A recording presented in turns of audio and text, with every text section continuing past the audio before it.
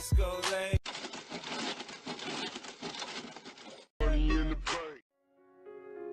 have become increasingly immersed in commercialization and industrialization, as these pictures have shown.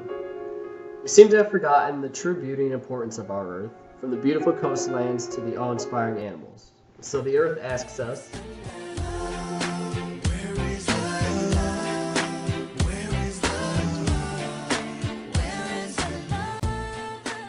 we developed a thirst for technological advancements.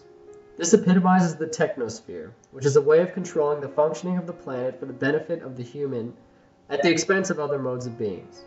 We will look at the relationship between human industrialization and the Earth species, and how it needs to be significantly modified moving forward into the Ecozoic era.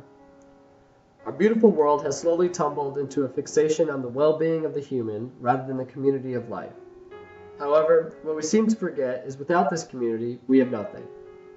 The intimacy of our human relationship with all other things on the planet is what helps comprise the single Earth community. It is a spiritual fulfillment as well as a mutual support. It is a commitment, not simply a way of survival. Therefore, it is not only our responsibility, but also our obligation to alleviate this growing tension. We are living in an ecological movement in which we are running out of time to act. The Earth is a one-time endowment, and it is bankrupt. One group of thinkers sees the human as the primary, and the other views the Earth as a community, including humans, as the primary. We are becoming increasingly divided. It may seem selfish that so many of us view the human as the primary concern over our surrounding world, but how can we know any better? We live in a world where we only know how to survive with the assistance of industrial-made things, and the thought of taking them away to conserve natural resources is far too unsettling. However, is this a viable reason for why we thought we could distort natural processes for our immediate benefit, without considering the repercussions on not only the human species, but any other earthly species too? Imagine a world with organic farming, community-supported agriculture, solar hydrogen energy systems, redesigned cities, and no automobiles. It would be a world many of us could not tolerate. However, if radical transformationists had their way, this would be their utopia. On the other hand, a developer's utopia would be the endless exploitation of land. The reality is, the Earth simply cannot sustain the burden imposed on it. The air in many places has become polluted, the water of the planet is toxic, and the soil of the Earth is saturated with chemicals. How is it possible to have healthy humans on a sick planet?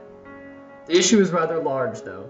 While mitigating pollution, lowering energy consumption, and recycling are all steps in the right direction, they will be fruitless if the entire industrial system is not improved from its present state.